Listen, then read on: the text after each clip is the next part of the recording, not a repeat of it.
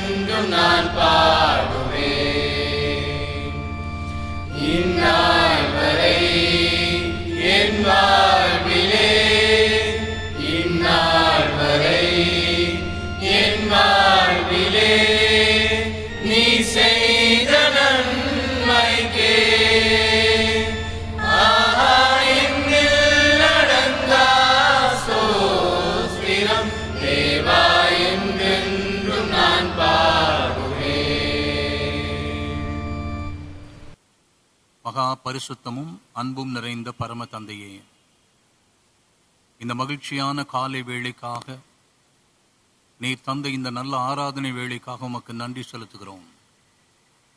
எங்கள் இல்லத்திலே இருந்து நாங்கள் இருக்கிற இடங்களிலே உம்மை தொழுது ஸ்தோத்திரிக்கும் கிருபையை எங்களுக்கு நீ தந்ததற்காக உமக்கு நன்றி செலுத்துகிறோம். கர்த்தாவே, வேத வசனம் கேட்க கிடைக்காத காலங்கள் வரும் என்று நாங்கள் திருமறையிலே வாசிக்கிறோமே. இன்றளவும் எங்கள் இல்லங்களிலே அமர்ந்து ஆராதனைகளிலே பங்கு பெறவும் ஆண்டோடைய வசனங்களை கேட்கவும் நீர் கொடுக்கிற கிருபைக்காய் நன்றி செலுத்துகிறோம். இந்த நாளின் ஆராதனையை எங்களுக்கு நீர் ஆசீர்வதித்து தாரும். ஆங்காங்கே இருந்து பங்கு பெறுகிற எங்கள் திருச்சபையின் பிள்ளைகள், ஆராதனையிலே பங்கு பெறுகிற எல்லாரையும் நீர் ஆசீர்வதித்து உம்முடைய கிருபைகளையும் இரக்கங்களையும் கட்டளையிட்டருளும். பயங்கரமான இந்த கொரோனா காலங்களிலே எங்கள் பிள்ளைகளுக்கு நல்ல சரீர சுகத்தையும் பலத்தையும் தீர்க்காய்ச்சையும் அருளி செய்யும். இந்த நாளை எங்களுக்கு ஆசீர்வைத்து தாரும். இந்த ஆராதனை முழுவதுமாய் உம்முடைய பிரசன்னம் எங்களோடு இருப்பதாக மீட்பர் இயேசுவின் மூலமே வேண்டிக் கொள்கிறோம் பரம பிதாவே, ஆமென்.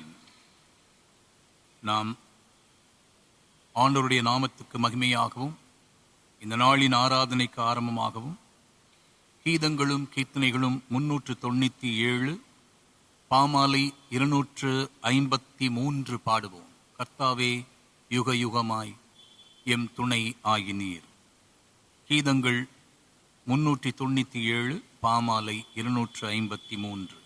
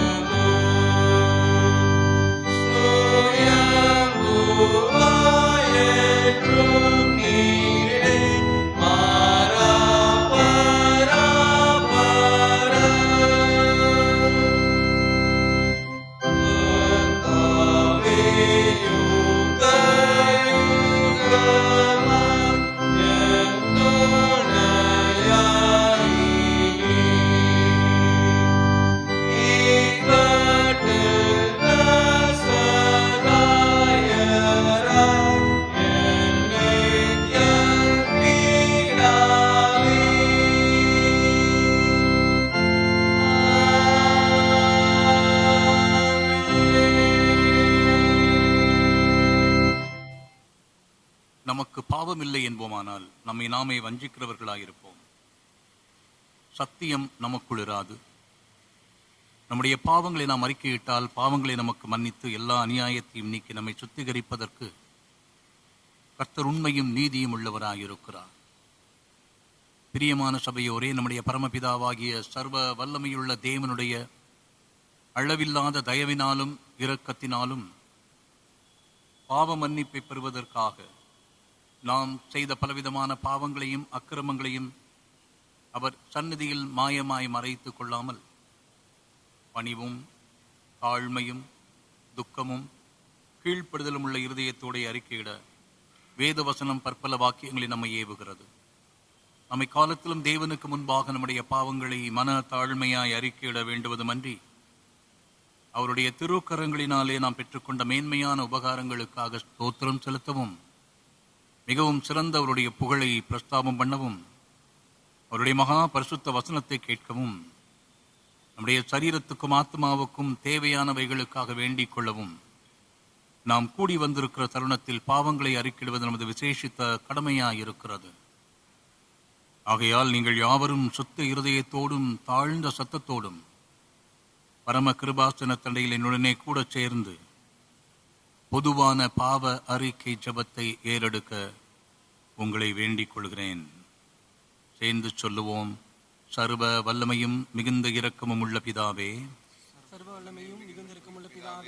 தப்பிப்போ நாடுகளைப் போல நாங்கள் நம்முடைய வழிகளை விட்டு வழுவி அலைந்து போனோம். யோசைகளுக்கு விருப்பங்களுக்கு மிகவும் இணங்கி நடந்தோம். உமது பரிசுத்த கற்பனைகளுக்கு விரோதமாய் குற்றம் செய்தோம். செய்யத்தக்கவைகளை செய்யாமல் செய்யத்தகாதவைகளை செய்து வந்தோம். எங்களுக்கு சுகமே இல்லை. ஆனாலும் ஆண்டவரே, தேவரீர் எங்கள் கர்த்தராகிய இயேசு கிறிஸ்துவின் மூலமாய் மனிதருக்கு அருளி செய்த வாக்குத்தத்தங்களின்படி நெற்பாக்கியுள்ள குற்றவாளிகளாகிய எங்களுக்கு தப்பிதங்களை அறிக்கிடுகிற எங்கள் மேல் பொறுமையாயிரும். பாவத்து நிமித்தம் துக்கப்படுகிற எங்களை சீர்படுத்தும். மிகவும் இரக்கமுள்ள பிதாவே, அப்படி பரிசுத்த நாமத்துக்கு மகிமையுண்டாகட்டும். நாங்கள் நீ தெய்வ பக்தியும் நீதியும் தெளிந்த புத்தகங்களாய் நடந்து வர இயேசு கிறிஸ்துவினைத்தான் எங்களுக்கு கிருபை செய்தருளும். ஆமென். சர்வ வல்லமையும் மிகுந்த இரக்கமும் உள்ள ஆண்டவர் மன்னிப்பையும் பாவ நிவர்த்தியும் உங்களுக்கு கட்டளையிட்டருளி வாழ்க்கையை சீர்படுத்துவதற்கான காலத்தையும் தமது பரிசுத்த ஆவியின் கிருபையையும் தேற்றுதலையும் தந்தருளுவாராக.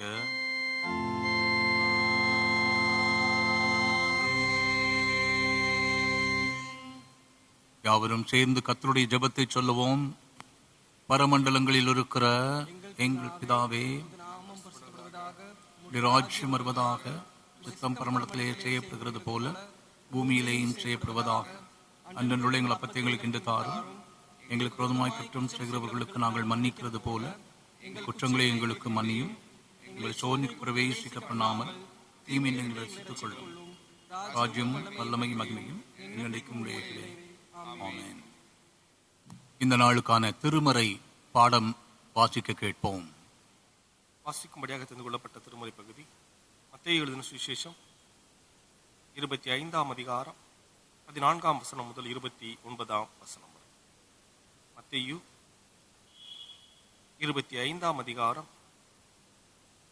14ஆம் வசனம் முதல் 29ஆம் வசனம் வரை. அன்றியும் பரலோக ராஜ்யம் புற தேசத்துக்கு பிரயாணமாய் போகிற ஒரு மனுஷன் தன் ஊழியக்காரரை அழைத்து தன் ஆஸ்திகளை அவர்கள் வசமாய் ஒப்புக் கொடுத்தது போல் இருக்கிறது. அவனுடைய திறமைக்கு தக்கதாக ஒருவனிடத்தில் 5 தாளந்தும் ஒருவனிடத்தில் 2 தாளந்தும் ஒருவனிடத்தில் 1 தாளந்துமாக கொடுத்து உடனே பிரயாணப்பட்டு போனான். 5 தாளந்தை வாங்கினவன் போய் அவைகளை கொண்டு வியாபாரம் பண்ணி வேறு 5 தாளந்தை சம்பாதித்தான். அப்படியே 2 தாளந்தை வாங்கினவனும் வேறு 2 தாளத்தை சம்பாதித்தான். 1 தாளந்தை வாங்கினவனோ போய் நிலத்தை தோண்டி தன் எஜமானுடைய பணத்தை புதைத்து வைத்தான். வெகு காலமான பின்பு அந்த ஊழியக்காரருடைய எஜமான் திரும்பி வந்து அவர்களிடத்தில் கணக்கு கேட்டான். அப்பொழுது 5 தாளந்தை வாங்கினவன் வேறு 5 தாளந்தை கொண்டு வந்து, ஆண்டவனே, 5 தாளந்தை என்னிடத்தில் ஒப்புவித்தீரே, அவைகளை கொண்டு இதோ வேறு 5 தாளந்தை சம்பாதித்தேன் என்றான். அவனுடைய எஜமான் அவனை நோக்கி, நல்லது உத்தமும் உண்மையுள்ள வேலை ஊழியக்காரனே, கொஞ்சத்திலே உண்மையாய் இருந்தாய், அனகத்தின் மேல் உன்னை அதிகாரியாக வைப்பேன், உன்னை எஜமானுடைய சந்தோஷத்துக்குள் பிரவேசி என்றான்.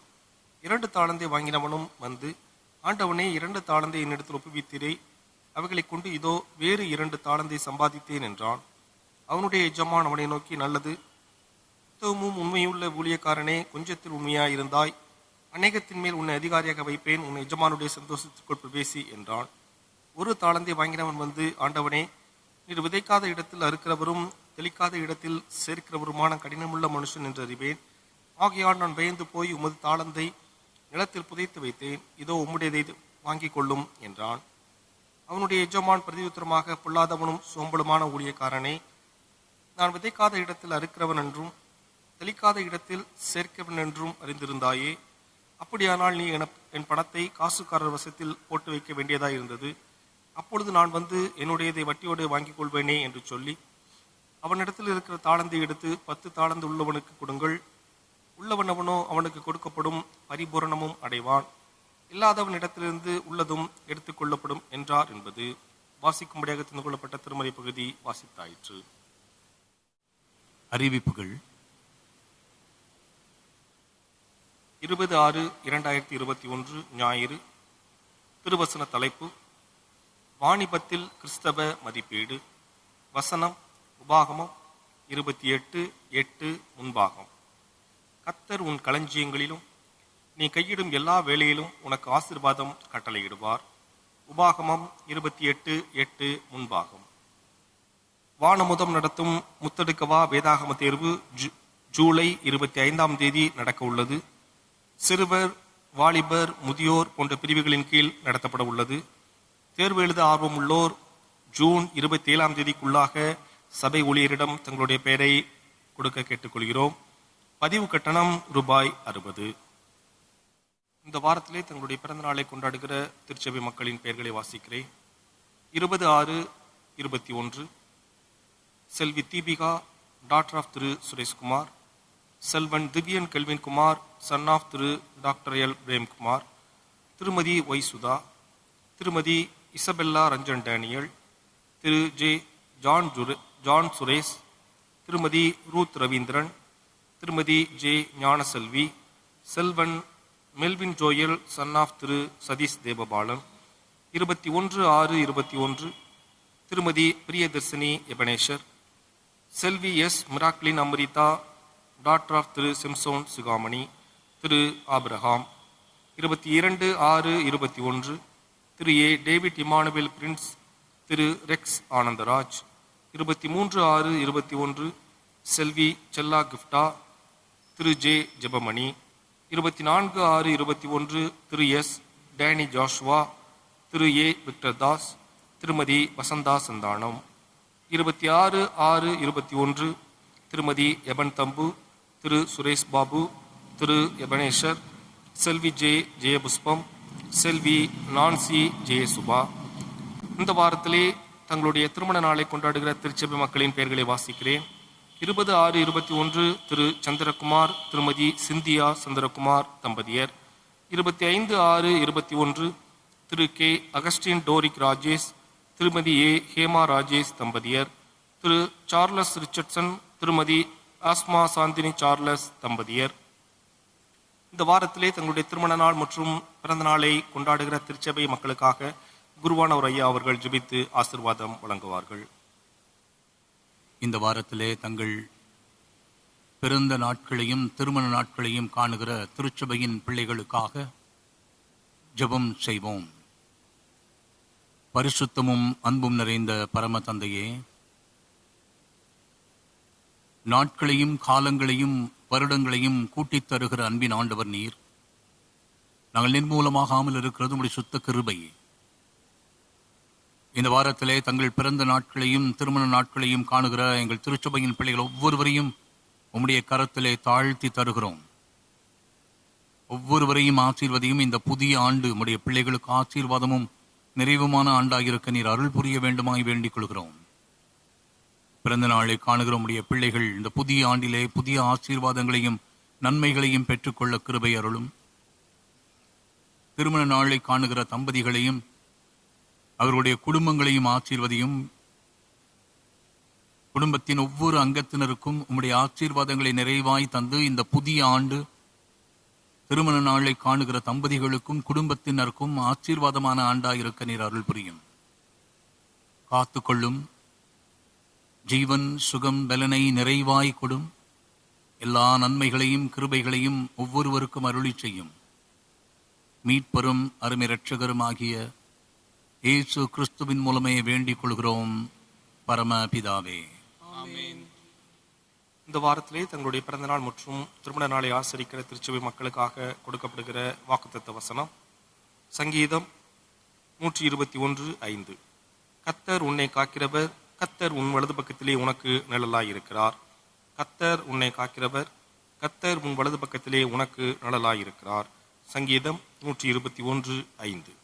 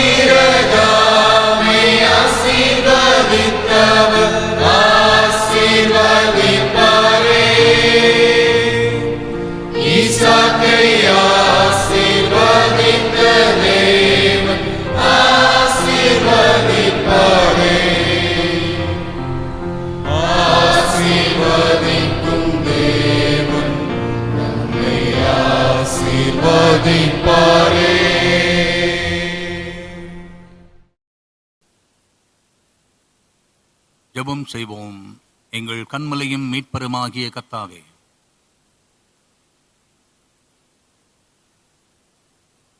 அடியேனுடைய வாயின் வார்த்தையும் எங்கள் எல்லாருடைய இருதயத்தின் தியானமும் உடைய சமூகத்தில் எப்பொழுதும் பிரீதியாயிருப்பதாக. ஆமென். கிறிஸ்துவுக்குள் அன்பானவர்களே, ஆண்டவரும் அருமை இரட்சகரும் ஆகிய இறைமகனேசுவின் இனிய நாமத்தினாலே உங்கள் அனைவருக்கும் என் அன்பின் வாழ்த்துக்களையும் ஆசீர்வாதங்களையும் தெரிவித்துக் கொள்கிறேன். இந்த வாரத்திலே ஆண்டவருடைய அருள் செய்தியை உங்களோடு பகிர்ந்து கொள்ளும் வண்ணமாக திருமண்டலம் நமக்கு கொடுத்திருக்கிற தலைப்பை உங்களுக்கு நான் ஆலோசனைக்கென்று வைக்க விரும்புகிறேன். வாணிபத்தில் கிறிஸ்தவ மதிப்பீடு என்னும் தலைப்பின் கீழ் ஆராய அழைக்கப்படுகிறோம். கிறிஸ்டியன் வேல்யூஸ் இன் பிசினஸ். எனக்கு அருமையானவர்களே, வியாபாரம் பிசினஸ் என்று சொல்லுவது இந்த காலத்திலே மிக அதிகமாய் காணப்படுவது. நம்முடைய திருமண்டலங்களை பொறுத்த மட்டில் 50 விழுக்காடு அலுவலகத்திலே பணிபுரிகிறவர்களாக இருந்தால் மீதி 50 விழுக்காடு வியாபாரம் செய்கிறவர்களாக இருக்கிறார்கள். வியாபாரம் என்று சொல்லும் பொழுது சிறிய வியாபாரம் தொடங்கி கையிலே கொண்டு வந்து வீட்டிலே கொண்டு வந்து விற்கிற சின்ன சின்ன பொருட்களில் ஆரம்பித்து மிகப்பெரிய கடைகள் வைத்து வியாபாரம் செய்வதும், இன்னும் பலவிதமான வியாபாரத்தின் பகுதிகள் பிசினஸ் செய்கிறவர்களாகவும் நம்முடைய திருச்சபையின் பிள்ளைகள் இருக்கிறார்கள். சிறிய வியாபாரிகள், ஏழைகள், பாவப்பட்டவர்கள், அவர்களிடத்திலே நாம் பொருட்களை வாங்கும் பொழுது நிறைய பார்கெயின் பண்ணுகிறோம். அவர்களை கேட்கிறோம், குறைத்து கொடுத்தால் என்ன. பெரிய கடைகளிலே வாங்கும் பொழுது அவர்கள் சொல்கிற விலையை அப்படியே கொடுத்து வாங்கி வருகிறோம். ஆகவே இந்த வாணிபம் அல்லது வியாபாரம் என்பது இன்றைக்கு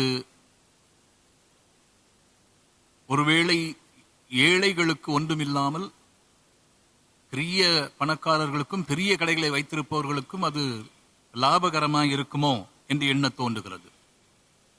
சாதாரண மக்கள் வியாபாரம் செய்கிறவர்களிடத்திலே நாம் பொருட்களை வாங்க அதன் மூலமாக அவர்களுக்கு நாம் உதவி செய்ய அழைக்கப்படுகிறோம்.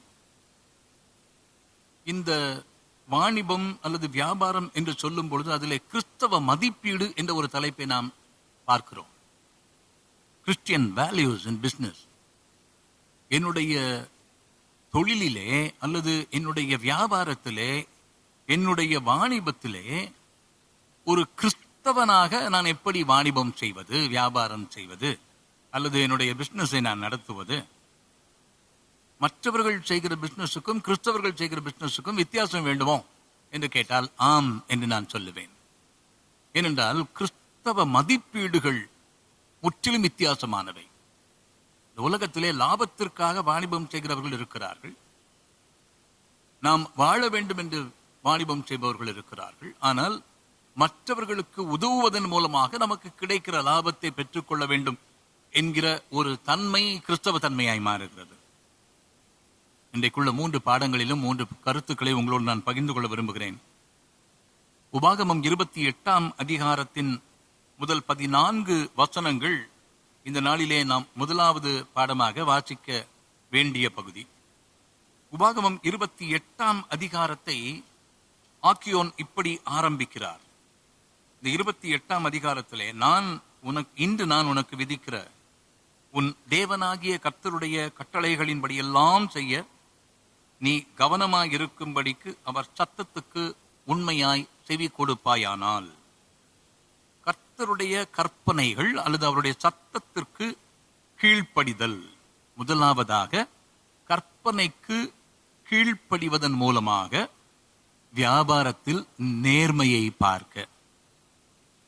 என கருமையானவர்களே, நம்முடைய வியாபார நோக்கம் என்ன? திருமறையிலே இதை குறித்த நிறைய செய்திகளை நாம் பார்க்க முடியும். ஒரு சில வசனங்களை மாத்திரம் நான் உங்களுக்கு ஆலோசனைக்கு என்று வைக்கிறேன். லேவியராகமம் 19ஆம் அதிகாரம் 36ஆம் வசனத்துக்கு நீங்கள் வரும்பொழுது, இந்த லேவியராகமம் 19ஆம் அதிகாரத்திலே அவர் சொல்லுகிறார், சுமுத்திரையான தராசும் சுமுத்திரையான நிறைக்கல்லும் சுமுத்திரையான மரக்காலும் சுமுத்திரையான படியும் உங்களுக்கு இருக்க வேண்டும். ஏனென்றால் நான் உங்களை எகிப்து தேசத்திலிருந்து புறப்பட பண்ணினேன். வியாபாரத்திலே முதலாவதாக நேர்மையுள்ளவர்களாக இருங்கள். ஏனென்று கேட்டால், நான் அடிமைத்தன வீடாகிய எகிப்திலே இருந்து உங்களை நான் புறப்பட பண்ணினேன். ஆகவே நீங்களும் பிறருக்கு உதவி செய்ய வேண்டாமா? உங்களை நான் அழைத்து வந்திருக்கிறேனே, உங்களுடைய அடிமைத்தனத்திலே இருந்து விடுவித்திருக்கிறேனே. ஆகவே கஷ்டப்படுகிற மக்களுடைய கஷ்டங்களிலே இருந்து விடுவிக்க வேண்டியது உங்களுடைய பணி அல்லவா? ஆகவே ஒவ்வொரு கிறிஸ்தவர்களும் வியாபாரத்திலே நேர்மையுள்ளவர்களாக, லாபம் ஒரு பக்கம் நோக்கமாக இருந்தாலும் கூட என்னுடைய வியாபாரத்திலே நேர்மையான சுமுத்திரையான நிறைக்கல் நிறைக்கோல் என்று சொல்லுகிறார். இதையே நீதிமொழிகளின் புஸ்தகத்திலே ஞானி சொல்லும் பொழுது 11ஆம் அதிகாரம் 1ஆம் வசனத்திலே சொல்லுவார், கள்ளத்தராசு கர்த்தருக்கு அருவருப்பானது, சுமுத்திரையான நிறைக்கல்லோ அவருக்கு பிரியம் என்று சொல்லுகிறார். தராசிலே தவறான தராசை நீங்கள் பயன்படுத்த வேண்டாம். சுமுத்திரையான நிறைக்கல், சரியான நிறைக்கல்லை நீங்கள் பயன்படுத்துங்கள் என்று சொல்லுகிறார். 20ஆம் அதிகாரத்துக்கு வாருங்கள். நீதிமொழிகள் 20ஆம் அதிகாரம் 23ஆம் வசனத்திலே சொல்லுகிறார், வெவ்வேறான நிறைக்கற்கள் கர்த்தருக்கு அருவருப்பானவைகள், கள்ளத்தராசு நல்லதல்ல என்று சொல்லுகிறார். வெவ்வேறான நிறைக்கல்கள் கர்த்தருக்கு பிரியமில்லாதவை. உன்னுடைய வாழ்க்கையிலே நீ எதை செய்தாலும் நேர்மையோடு கூட உன்னுடைய பணியை நீ செய்வாயானால், அல்லது உன்னுடைய வியாபாரத்தை நீ நடத்துவாயானால், அதுதான் ஆசீர்வதிக்கப்பட்டதாக இருக்கும் என்று சொல்லுகிறார். என கருமையானவர்களே, உங்களுடைய நேர்மையான வாணிபம் அது மிக முக்கியமானது. ஒவ்வொரு கிறிஸ்தவர்களும் தங்கள் வாணிபத்திலே நேர்மையுள்ளவர்களாக இருக்க வேண்டும். ஓசியா தீர்க்கன் ஒரு எச்சரிப்பை சொல்லுகிறார். ஓசியா 11ஆம் அதிகாரத்துக்கு நீங்கள் வரும்பொழுது அங்கே அவர் சொல்லுகிறார், நீங்கள் மீகா தீர்க்கதரிசியின் புஸ்தகத்துக்கும் நீங்கள் வரும்பொழுது இதே போலவே நீங்கள் வாசித்து பார்க்க முடியும். மீகா 6ஆம் அதிகாரம் 11ஆம் வசனத்துக்கு வரும்பொழுது, துன்மார்க்கனுடைய வீட்டிலே துன்மார்க்கத்தினால் சம்பாதித்த பொக்கிஷங்களும் அருவருக்கப்படத்தக்க குறைந்த மரக்காலும் இன்னும் இருக்கிறதல்லவோ, கள்ளத்தராசும் கள்ள படிக்கற்களும் உள்ள பையும் இருக்கும் பொழுது அவர்களை சுத்தமுள்ளவர்கள் என்று எண்ணுவேனோ என்று சொல்லுகிறார். இது எச்சரிப்பின் சத்தம். உங்களுடைய பணியிலே, உங்களுடைய வியாபாரத்திலே, உங்களுடைய வாணிபத்திலே நீங்கள் நேர்மை உள்ளவர்களாக இருப்பீர்களானால், உங்களுடைய படிக்கற்கள், உங்களுடைய நிறைக்கற்கள், நீங்கள் செய்கிற பணியிலே உங்களுடைய வார்த்தைகள் இவை யாவும் நேர்மையுள்ளதாக இருக்குமானால் நீங்கள் ஆசீர்வதிக்கப்படுவீர்கள். என கருமையானவர்களே, நம்முடைய வாழ்க்கையிலே நாம் எல்லா விதத்திலும் நேர்மையுள்ளவர்களாக விளங்க ஆண்டவர் விரும்புகிறார். அதிலும் சிறப்பாக நாம் செய்கிற இந்த வியாபாரம், இதிலே நீங்கள் நேர்மையுள்ளவர்களாக இருந்தால் மாத்திரம் ஆண்டவரின் ஆசீர்வாதங்களை பெற்றுக்கொள்ள முடியும். இரண்டாவதாக, இன்றைக்கு இரண்டாவது பாடமாக வாசிக்க வேண்டிய அப்போஸ்தலர் 16ஆம் அதிகாரத்துக்கு நீங்கள் வருவீர்களானால், இந்த அப்போஸ்தலர் 16ஆம் அதிகாரத்திலே அங்கே ஒரு பெண்மணியை குறித்து சொல்லுகிறார். லீதியாள் என்னும் ஒரு பெண்மணியை குறித்து அவர் சொல்லுகிறார். இந்த லீதியாளை குறித்து 15ஆம் வசனத்திலே வாசிக்கிறோம். அவளும் அவள் வீட்டாரும் ஞானஸ்நானம் பெற்ற பின்பு அவள் எங்களை நோக்கி, நீங்கள் என்னை கர்த்தரிடத்தில் விசுவாசம் உள்ளவள் என்று எண்ணினால் என் வீட்டிலே வந்து தங்கியிருங்கள் என்று எங்களை வருந்தி கேட்டுக்கொண்டாள். யார் இந்த லீதியாள் என்று கேட்டால், அதற்கு முந்தின வசனத்திலே சொல்லுகிறார், தியத்தீரா ஊராளும் இரத்தாம்பரம் விற்கிறவளும் தேவனை வணங்குகிறவளும் ஆகிய லீதியாள். 3 காரியங்களை சொல்லுகிறார். தியத்தீரா ஊராள், இரத்தாம்பரம் விற்கிறவள், ஆண்டவருக்கு பிரியமானவர். எனக்கு அருமையானவர்களே, தேவனை வணங்குகிறவர் அல்லது ஆண்டவருக்கு பிரியமானவர். எனக்கு அருமையானவர்களே, தன்னுடைய பணியிலே, தன்னுடைய வியாபாரத்திலே ஆண்டவருக்கு பிரியமாய் வாழ்ந்த ஒரு பெண். இவர் என்ன சொல்லுகிறார் என்று கேட்டால், ஊழியக்காரர்களிடத்திலே சொல்லுகிறார், என்னை ஆண்டவருக்கு பிரியமானவள் என்று எண்ணினால் அல்லது விசுவாசம் உள்ளவள் என்று எண்ணினால் என் வீட்டிலே வந்து தங்கியிருங்கள். என்ன சொல்ல வருகிறார்? நான் உங்களுக்காக என்னுடையவைகளை கொடுக்க ஆயத்தமாயிருக்கிறேன், அல்லது ஆண்டவருக்காக என்னுடைய வியாபாரத்திலே இரத்தாம்பரத்தில் நான் விற்கிற அந்த வியாபாரத்தின் மூலமாய் கிடைக்கிற பொருளை ஆண்டவருக்கு என்று நான் கொடுப்பேன். இரண்டாவதாக, கடவுளுக்கு கொடுப்பது. ஒருவேளை என்னுடைய வியாபாரத்தின் நிமித்தமாய் லாபம் சம்பாதித்து என்னுடைய குடும்பத்தை நான் நடத்த வேண்டும், அது உண்மை. ஆனால் அதற்கு மேலாக எனக்கு வருகிற வருவாயிலே நான் ஆண்டவருக்கென்று கொடுக்க வேண்டிய பகுதியை நான் கொடுத்தே தீர வேண்டும். என கருமையானவர்களே, விளைவின் முதல் பலன் ஆண்டவருடையது. உபாகமம் 26ஆம் அதிகாரத்துக்கு நீங்கள் வரும்பொழுது அங்கே 26ஆம் அதிகாரத்திலே சொல்லுகிறார், நீ போய் சேர்ந்து உன்னுடைய தேசத்தை கட்டி கொண்ட பிறகு உன்னுடைய விளைச்சலின் முதல் பங்கை நீ எடுத்து ஒரு கூடையிலே வைத்து அங்கே இருக்கிற ஆசாரியனிடத்திலே கொண்டு வந்து அதை கொடுத்து சொல்ல வேண்டும். ஒரு பெரிய விசுவாச அறிக்கை. என் தகப்பன் அழிவுக்கு நேரான சீரியா தேசத்தானாயிருந்தான். கொஞ்ச ஜனங்களோட எகிப்துக்கு போனான். அங்கே அடிமையாய் விற்கப்பட்டான். நாட்கள் கடந்தது. எங்கள் ஆண்டவர் எங்களை விடுவித்தார். இவையெல்லாம் நாங்கள் சொல்ல வேண்டிய விசுவாச அறிக்கை. எதற்காக? நாங்கள் இப்படிப்பட்ட ஆண்டவருக்கு எங்களுடையவைகளை கொடுக்கிறோம். என கருமையானவர்களே, உங்களுடைய வியாபாரத்திலே நீங்கள் பெற்றுக்கொள்கிற உங்கள் லாபத்தின் ஒரு பகுதியை ஆண்டவருக்கென்று கொடுக்க ஆயத்தமாயிருக்கிறீர்களா? நீதிமொழிகளின் புஸ்தகம் 3ஆம் அதிகாரத்திலே ஞானி சொல்லுகிறார் 9ஆம் வசனத்திலே, உன் பொருளாலும் உன் எல்லா விளைவின் முதல் பலனாலும் கர்த்தரை கனம் பண்ணு. என்னுடைய பொருள், எனக்கு ஆண்டவர் என் வியாபாரத்தின் மூலமாக தருகிற பொருளின் ஒரு பகுதியை, உன் பொருளாலும் உன் எல்லா விளைவின் முதல் பலனாலும், உன் பொருளிலே இருக்கிற முதல் பலனை கர்த்தருக்கு கொடு. வியாபாரத்தின் மூலமாய் உங்களுக்கும் எனக்கும் பெற்றுக்கொள்ளுகிற கிடைக்கிற பணத்தை நான் ஆண்டவருக்கு என்று செலவழிக்கிறேனா? நிறைய நேரங்களிலே ஆண்டவருக்கும் ஏழைகளுக்கும் கொடுப்பதை குறித்து நாம் கவலையற்றவர்களாயிருக்கிறோம்.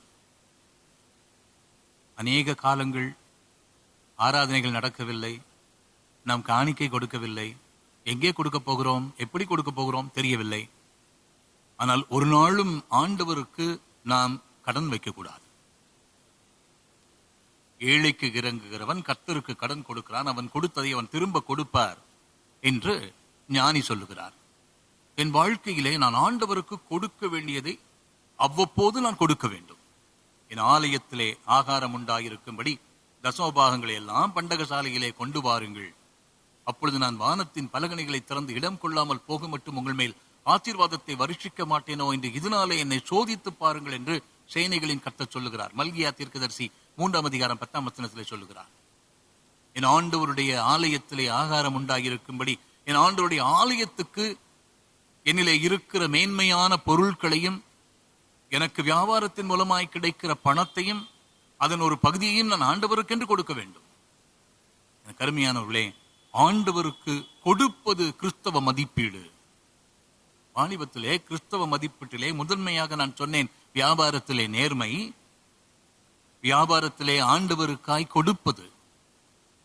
உங்களுக்கு தெரிந்திருக்கும் என்று நான் நினைக்கிறேன். Colgate toothpaste, toothbrush மற்றும் கால்கேட் நிறைய காரியங்கள், காஸ்மெட்டிக்ஸ் நிறைய செய்வாங்க. வில்லியம் கால்கேட் அவர்தான் முதலாவதாக இந்த கால்கேட் கம்பெனியை ஆரம்பித்தவர். ஒரு சாதாரண சாக்கு தைக்கிற தொழிலாளியாக இருந்து கொஞ்சம் கொஞ்சமாக உயர்ந்தார். அவர் கொஞ்சம் ஒரு சின்ன கடை வைத்திருக்கும் பொழுது அவருக்கு ஒரு ஊழியர் ஆலோசனை சொன்னார், நீங்கள் உங்கள் கிடைக்கிறதிலே 10% ஆண்டவருக்கு என்று கொடுங்கள். அவரும் சரி என்று சொல்லி ஆண்டவருக்கு 10% கொடுக்க ஆரம்பித்தார். அவருடைய வியாபாரம் வளர்ச்சி அடைந்தது. கொஞ்சம் பொருட்களை தானாகவே சுயமாகவே செய்ய ஆரம்பித்தார். அப்படி செய்ய ஆரம்பித்து பற்பொடி போன்றவைகளை அவர் செய்தார். அவர் செய்யும் பொழுது 10% கொடுக்கும் பொழுது ஆண்டவர் ஆசீர்வதித்தாரே, நான் ஏன் 2 கொடுக்க கூடாது? 10% கொடுத்தார்.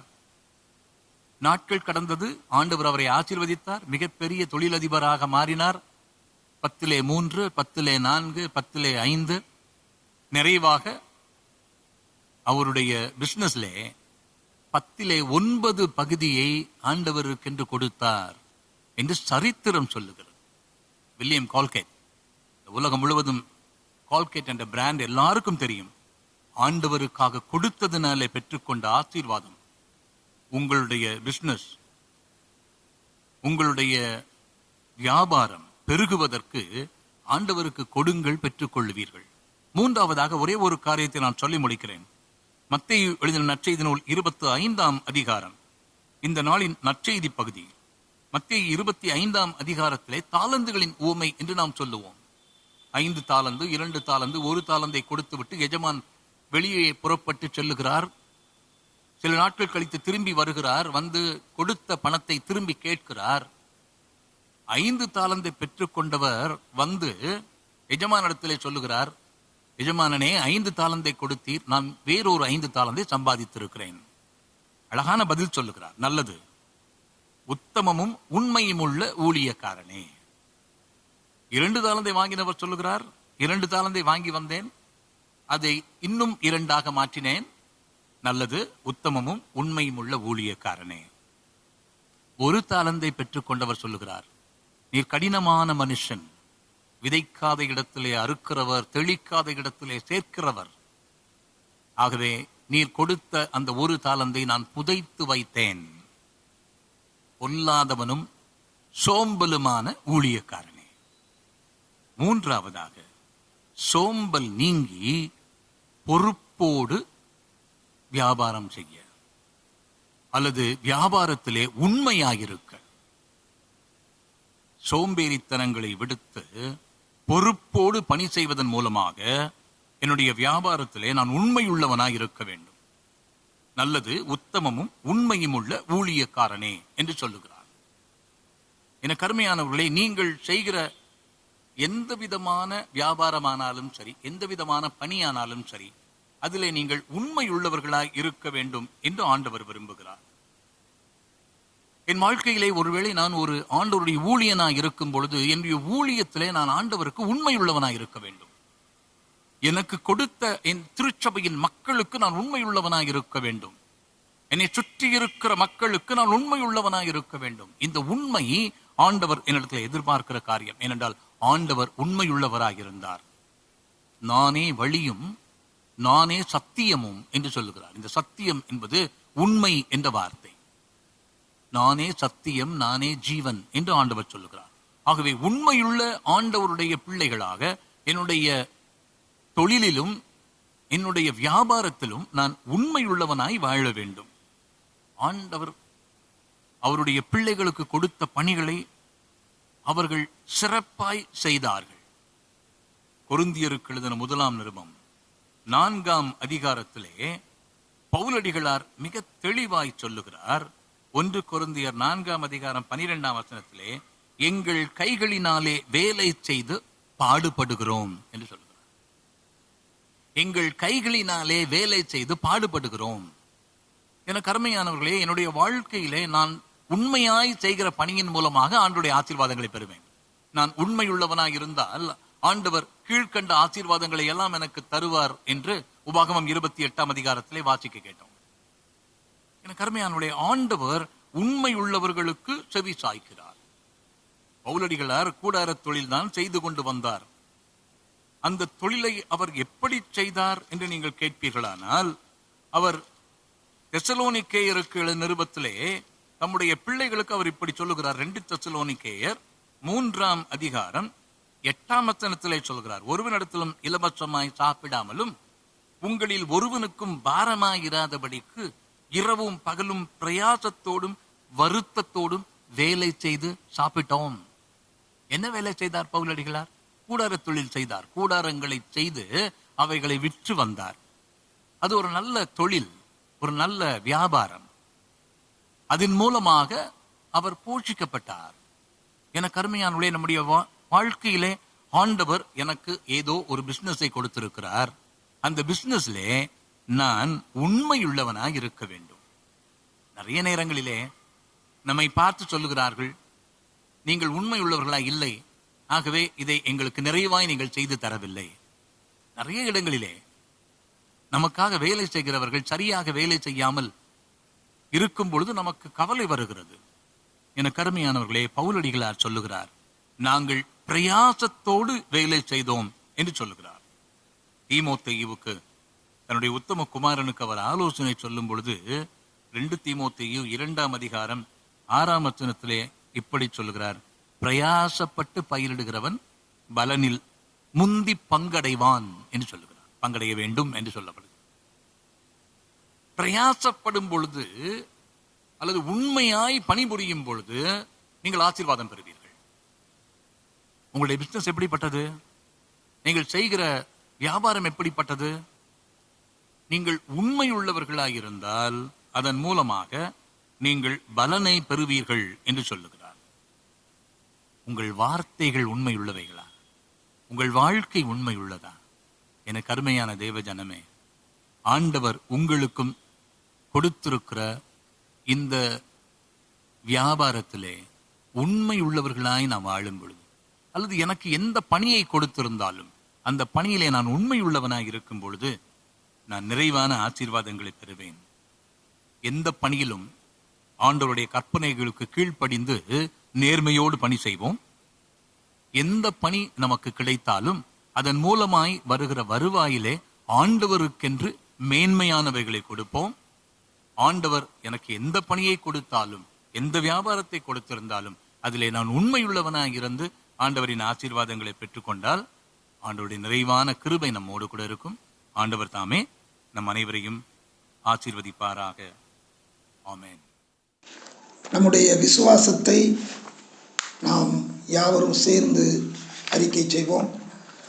வானத்தையும் பூமியையும் படைத்த சர்வ வல்லமையுள்ள பிதாவாகிய தேவனை விசுவாசிக்கிறேன். அவருடைய ஒரே குமாரனாகிய நம்முடைய நாதர் இயேசு கிறிஸ்துவை விசுவாசிக்கிறேன். அவர் பரிசுத்த ஆவியினாலே கன்னி மரியாளிடத்தில் பவித்து பிறந்தார். பொந்தி பிலாத்துவின் காலத்தில் பாடுபட்டு சிலுவையில் அறையுண்டு மரித்து அடக்கமனப்பட்டு பாதாளத்தில் இறங்கினார். 3ஆம் நாள் மரித்தோரிடத்திலிருந்து எழுந்தருளினார். பரமண்டலத்துக்கு ஏறி சர்வ வல்லமையுள்ள பிதாவாகிய தேவனுடைய வலது பார்சத்திலே வீற்றிருக்கிறார். அவிடத்திலிருந்து எல்லோரையும் மரித்தோரையும் நியாயந்திருக்க வருவார். பரிசுத்த ஆவியையும் சுவாசிக்கிறேன்.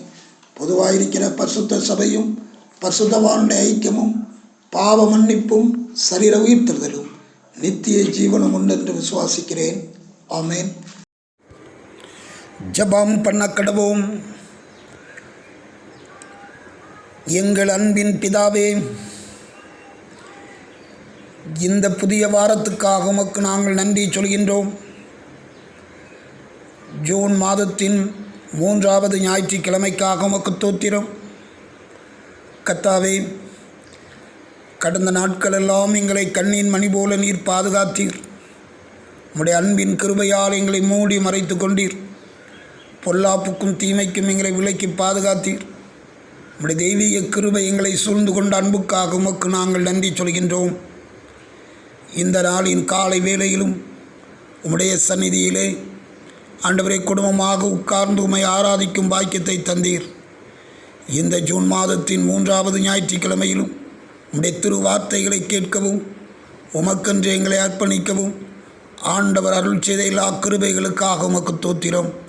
உம்முடைய வார்த்தைகளை பகிர்ந்து கொண்ட அருமையான ஐயாவுக்காக அவருடைய குடும்பங்களுக்காக உமக்கு தோத்திரம் செலுத்துகின்றோம். கர்த்தாவே, உம்முடைய அன்பின் கரம் அவர்களை தொடர்ந்து தாங்க வேண்டும் என்று நாங்கள் வேண்டுகின்றோம். இந்த காலை வேளையிலே கர்த்தாவே, உம்முடைய தெய்வீக பிரசன்னமும் உம்முடைய ஆளுகையும் எங்களோடு கூட இருக்கட்டும். எங்கள் திருச்சபையையும் திருச்சபையின் குடும்பங்களையும் கர்த்தர் ஆசீர்வதித்தருளும். எல்லா குடும்பங்களிலும் உடைய சந்தோஷமும் மகிழ்ச்சியும் உடைய தெய்வீக சமாதானமும் தங்கியிருப்பதாக. சிறு குழந்தைகள், வாலிப தம்பி தங்கைமார், பெரியவர்கள், முதியவர்கள் அனைவரையும் தேவரீர் ஆசீர்வதிக்க வேண்டும் என்று சொல்லி நாங்கள் ஜெபிக்கின்றோம். வெளியிடங்களிலே வெளிநாடுகளிலே இருக்கின்ற எங்கள் திருச்சபையின் பிள்ளைகளையும் கர்த்தர் ஆசீர்வதித்தருளும். கர்த்தாவே, நாங்கள் உம்மையே நம்பியிருக்கின்றோம். உம்முடைய தெய்வீக ஆசீர்வாதங்களையும் நன்மைகளையும் எல்லோருக்கும் ஈவாக தந்து நீர் வழிநடத்த வேண்டும் என்று நாங்கள் வேண்டி நிற்கின்றோம். கர்த்தாவே, இந்த காலை வேளையிலே ஆண்டவரே, குடும்பங்களிலே தேவைகளோடு இருக்கின்றவர்கள் உண்டு. அவருடைய தேவைகளுக்காக நாங்கள் ஜெபிக்கிறோம். கர்த்தர் அவருடைய தேவைகளை சந்தித்து அவர்களை ஆசீர்வதியும். யார் யாருக்கு என்ன என்ன தேவை என்பது உமக்கு தெரியும். கர்த்தாவே, அவருடைய அவசரங்களுக்கு தக்கதாக தேவரீர் இறங்கி சகாயத்தையும் நன்மைகளையும் நீர் அருளி செய்ய வேண்டும் என்று நாங்கள் வேண்டி நிற்கின்றோம். கர்த்தாவே, இந்த காலை வேளையிலே கர்த்தாவே, உடைய சமூகத்திலே ஆண்டவரை காத்திருக்கின்ற ஒவ்வொருவருக்கும் உடைய புதிய பலனையும் கிருபைகளையும் தாரும். வேலை வாய்ப்புக்காய் காத்திருக்கின்றவர்களுக்கு நல்ல வேலை வாய்ப்புகளை கர்த்தர் கொடுத்தருளும். திருமண காரியங்களுக்காய் காத்திருக்கின்ற வாலிப தம்பி தங்கைமார்களுக்கு ஏற்ற காலங்களில் நல்ல வரன்களை கர்த்தர் கொடுத்து நீர் ஆசீர்வதிக்க வேண்டும் என்று சொல்லி ஜெபிக்கின்றோம்.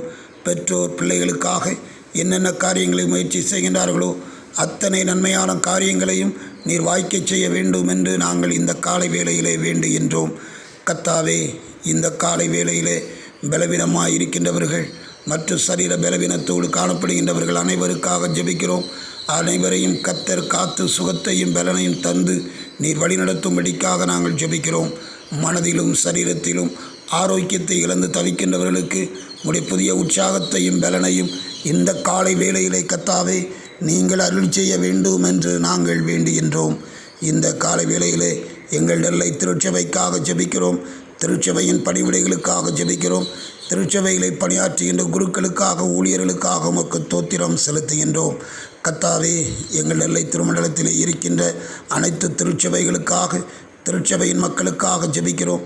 எல்லோருக்குள்ளும் உம்முடைய தெய்வீக அன்பும் உம்முடைய தெய்வீக கிருபையும் தங்கியிருக்க வேண்டும் என்று நாங்கள் பிரார்த்திக்கின்றோம். இந்த காலை வேளையிலே கர்த்தாவே, எங்கள் தேசத்துக்காக தேசத்திலே இருக்கின்ற ஆண்டவரே பிரதம மந்திரி, ஜனாதிபதி மற்றும் ஆண்டவரே அனைத்து மாநிலங்களின் முதலமைச்சர்கள் அவருடைய அமைச்சரவைகள் அனைத்துக்காக ஜெபிக்கிறோம். இந்த நாட்களிலே அவரவர்கள் எடுக்கின்ற எல்லா முயற்சிகளிலும் உம்முடைய பிரசன்னம் தங்கியிருந்து வழிநடத்தும்படிக்காக ஜெபிக்கிறோம். ஆண்டவர் தாமே, எங்கள் நடுவிலே நீர் எழுந்தருளி எல்லா பொல்லாப்புகளையும் அகற்றி ஆண்டவரே தேசம் சுபிட்சமாய் வாழ்வதற்கு நீர் கிருபை செய்து வருகின்ற அன்புக்காக உமக்கு நன்றி செலுத்துகின்றோம். கர்த்தாவே, கொரோனா வைரஸ் மாறிப்போகத்தக்கதாக அந்த தீய ஆண்டவரே வைரஸினுடைய தாக்கம் குறைந்து போகத்தக்கதாக அழிந்து போகத்தக்கதாக நீர் பாராட்டி வருகின்ற எல்லா ஈவுகளுக்காக உமக்கு நன்றி சொல்கின்றோம். தொடர்ந்து ஆண்டவரே இந்த கொரோனா வைரஸ் முற்றிலும் அழிக்கப்பட்டு போக உதவி செய்யும். உம்முடைய சன்னிதானத்திலே நாங்கள் வேண்டுகின்றோம். கர்த்தாவே, கர்த்தாவே, எங்களுடைய தேசத்தை விட்டு ஆண்டவரே இந்த விஷக்கிருமிகள் மாறிப்போகத்தக்கதாக நீர் அற்புதத்தை செய்ய வேண்டும் என்று சொல்லி நாங்கள் ஜெபிக்கிறோம். உம்மை நோக்கி நாங்கள் கேட்கின்ற அனைத்து நன்மைகளையும் நீர் தருகின்றவர், ஈவாக எல்லா கிருபைகளையும் அருளி செய்கின்றவர் என்பதை அறிந்து உமக்கு தோத்திரம் செலுத்துகின்றோம். கர்த்தாவே, இந்த காலை வேளையிலும் எங்களை முற்றிலுமாக உம்முடைய கரங்களிலே தருகிறோம். உமக்கேற்ற ஜீவியம் செய்வதற்கு, உமக்கேற்ற ஆண்டவரே வழியிலே நடப்பதற்கு, உம்முடைய சத்தியத்தின் பாதையிலே நாங்கள் என்றும் நிலைத்து நிற்பதற்கு தேவரீர் எங்களுக்கு உதவி செய்ய வேண்டும் என்று சொல்லி ஜெபிக்கிறோம். இந்த வாரம் முழுவதும் உடைய நீங்காத பிரசன்னமும் பாதுகாப்பும் எங்களோடு இருக்கட்டும். இந்த வாரம் எங்களுக்கு மகிழ்ச்சியான வாரமாய் சந்தோஷத்தின் வாரமாய் அமையட்டும். கர்த்தருடைய அனுக்கிரகமும் நன்மையும் கிருபையும் எங்களை தொடர்ந்து வழிநடத்த வேண்டும் என்று நாங்கள் வேண்டுகின்றோம். இந்த காலை வேளையிலே அனைத்து குடும்பங்கள் மீதும் உம்முடைய தெய்வீக சமாதானம் தங்கியிருக்கட்டும். துதி, கனம், மகிமை அனைத்தையும் உமக்கே நாங்கள் அர்ப்பணம் செய்கிறோம். ஆண்டவர் இயேசு கிறிஸ்துவின் வழியாய் வேண்டுகிறோம் நல்ல பிதாவே. ஆமேன்.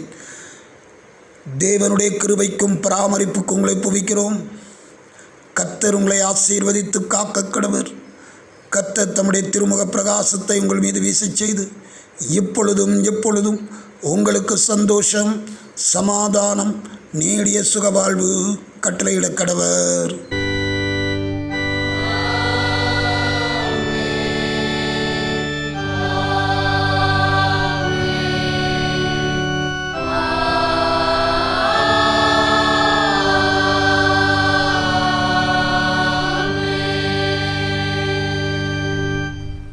மறுபடியும் ஆண்டவருடைய நாமத்துக்கு மகிமையுண்டாக. கீதங்களும் கீர்த்தனைகளும் 471, பாமாலை 295, அருள் மாறி எங்குமாக பெய்ய அடியேனையும். கீதங்களும் கீர்த்தனைகளும் 471, பாமாலை 295.